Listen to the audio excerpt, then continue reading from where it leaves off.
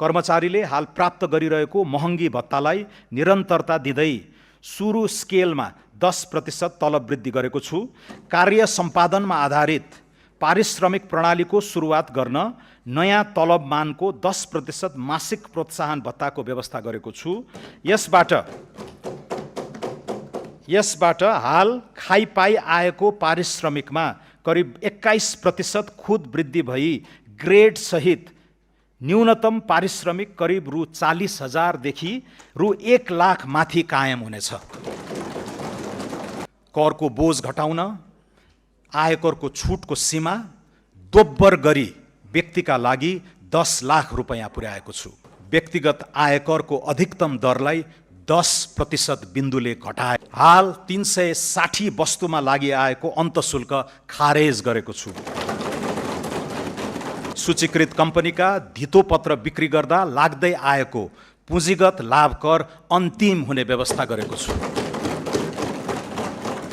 कर्मचारी तन्त्रलाई मर्यादित जीवनयापन गर्न सक्षम उच्चस्तरीय कार्य सम्पादन कुशल र जवाफदेही बनाउने उद्देश्यले निजामती, जङ्गी, प्रहरी र शिक्षकको सेवा सुविधा सम्मानजनक रूपले निरन्तर वृद्धि हुने प्रबन्ध मिला।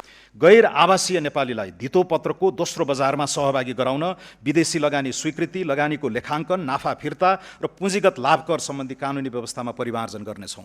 मुलुकी देवानी संहिता 2074 संशोधन गरी नेपालमा लगानी गर्ने विदेशी लगानीकर्ता, अन्तर्राष्ट्रिय सङ्घ संस्था, बहुराष्ट्रिय कम्पनीका शाखा वा आवास प्रयोजनका लागि जम्मा एकाइको 25% भन्दा नबढ्ने गरी आवास क्षेत्रका भवन वा सरकारले तोकेको स्थानमा अपार्टमेन्ट दीर्घकालीन लिजमा लिन सक्ने व्यवस्था गर्नेछौँ। मध्यपूर्वको द्वन्द्वबाट इन्धन, बिटुमिन लगायत निर्माण सामग्रीमा भएको मूल्य वृद्धिबाट निर्माण व्यवसायीलाई परेको कठिनाइको सम्बोधन गर्नेछौँ। आगामी 5 वर्षभित्र सबै जिल्ला सदरमुकाम जोड्ने सडक तथा पुलको स्तरोन्नति गर्नेछौँ। यात्रा सुरक्षा र सडक स्तर सुधार गरी दुर्घटनाबाट हुने मानवीय क्षतिलाई न्यूनीकरण गर्नेछौँ। कम्तीमा 3 महिनाको इन्धन भण्डारण, एआई फ्याक्ट्री लगायतका रणनीतिक महत्त्वका आयोजनामा लगानी गर्न मातृभूमि कोष स्थापना गर्नेछौँ। गोरखकाली रबर उद्योग लगायत 7वटा सार्वजनिक संस्थानको सम्पत्ति तथा दायित्व मूल्याङ्कन DDA गरी निजी सार्वजनिक साझेदारी मोडलमा लगानी व्यवस्थापनको काम आगामी वर्षभित्रै सम्पन्न गर्नेछौँ।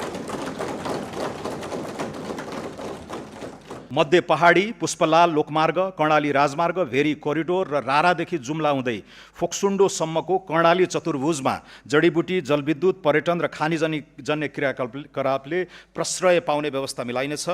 पूर्व पश्चिम राजमार्गको बुटवल नारायणघाट खण्ड र मुगलिन दमौली पोखरा खण्ड शीघ्र सम्पन्न गर्नेछौँ। सिद्धार्थ राजमार्गको अन्तर्राष्ट्रिय स्तरको रूपान्तरण सुरु गरी कालीगण्डकी सभ्यताको उद्गम क्षेत्रलाई तीर्थाटन र स्वच्छ उद्यम व्यवसाय केन्द्रित गण्डकी चतुर्भुज बनाउनेछौँ।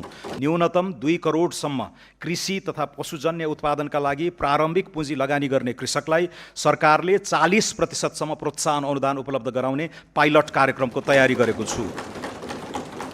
विज्ञान, प्रविधि, अनुसन्धान र नवप्रवर्तनका लागि पुँजीगत खर्चको न्यूनतम 1% रकम विनियोजन गरेको छु। सामाजिक सुरक्षा प्रणालीलाई थप न्यायोचित र लक्षित बनाउनेछौँ। आर्थिक रूपमा सक्षम नागरिकलाई सामाजिक सुरक्षा भत्ता स्वैच्छिक रूपमा त्याग्न सक्नेले छोडौँ, नसक्नेलाई जोडौँ भन्ने राष्ट्रिय अभियान सञ्चालन गर्नेछौँ। महिलाहरूको सुरक्षित आवागमन सुनिश्चित गर्न सीसी क्यामेरा सहितको आधुनिक ब्लू बस सेवा सञ्चालन गर्न आवश्यक व्यवस्था मिलाउनेछौँ। प्रमुख 8 सहरमा 5 वर्षभित्र आधुनिक क्रिकेट रङ्गशाला निर्माण गर्नेछौँ। अन्तर्राष्ट्रिय पदक जित्ने खेलाडीलाई अवकाशपछि सम्मानजनक जीवन जिउन सक्ने गरी आजीवन निशुल्क स्वास्थ्य उपचारको व्यवस्था गर्नेछौँ। बालबालिकामा हुने क्यान्सर रोगको सरकारी अस्पतालमा निशुल्क उपचार हुने व्यवस्था मिलाएको छु। कर्णाली प्रदेशका दुर्गम स्थानहरूमा एयर एम्बुलेन्स सेवा सुरु गर्नेछौँ। नर्सिङ कर्मचारीको रात्रि ड्युटी भत्ता दोब्बर गरेको छु। भूमिहीन दलित, भूमिहीन सुकुम्बासी र अव्यवस्थित बसोबासीको व्यवस्थापन गर्ने कार्य आगामी आर्थिक वर्षभित्रै सम्पन्न गर्ने व्यवस्था मिलाउनेछौँ। नेपाल आयल निगमबाट इथानोल उत्पादन गर्ने उद्योगसँग सम्झौता गरी तोकिएको मूल्यमा खरिद गर्ने ग्यारेन्टी गर्नेछौँ।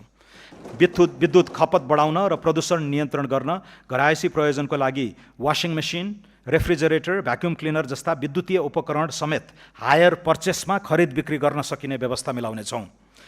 सहकारीको बचत रकम तथा सम्पत्ति बिक्रीबाट शोध भर्ना हुने गरी चक्रीय कोषको रूपमा स्थापित एकीकृत बचतकर्ता सुरक्षा कोषबाट बचत फिर्ता गर्ने कार्यलाई निरन्तरता दिइनेछ।